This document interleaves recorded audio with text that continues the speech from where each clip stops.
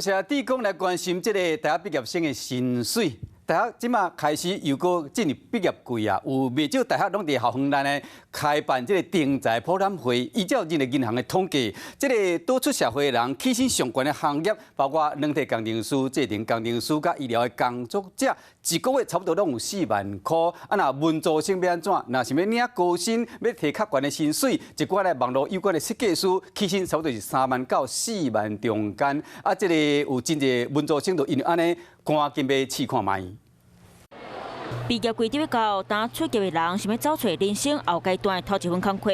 2023年，拄出社会薪水行业排名目出来，软体设计工程师、系统分析师、软体工程类、高半导体或者是设备制定规划人员、含医师、药师、心理师、医疗人员，薪水平均拢达到4万块，排第一。第二名是营建人员，亲像做木的、做土水的，虽然做工课时间长，佮真了快乐，不过起薪有3万8的薪水，啊，那守护民众安全的建设。因为福利稳定，嘛请真侪毕业生来做。另外，工程研发人员起薪是3万6。啊，最近伫咧胖店做头家的陈秦爱玲，是认为拄出社会薪水上少嘛要4万起跳。到现在，我还有看到3万或2万8的薪水，我实在不敢相信，这样怎么要活？对北漂的来讲，如果1个月新鲜人没有4万以上，我觉得都很难存活。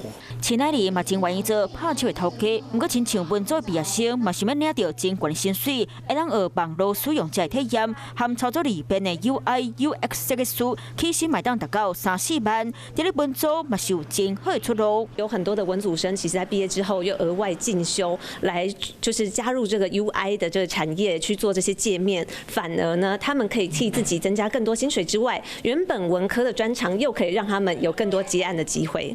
无共款的产业要求的能力嘛无共款，想要领到真悬的薪水，拄到好头家，能力随时嘛是要准备好势。Hello， 大家好，我是乃瑜，要教给大家2个任务。第一个，华视新闻的脸书专页，你按赞了吗？还有华视新闻的 YouTube 频道，赶紧订阅起来，还要记得按赞，开启小铃铛哦。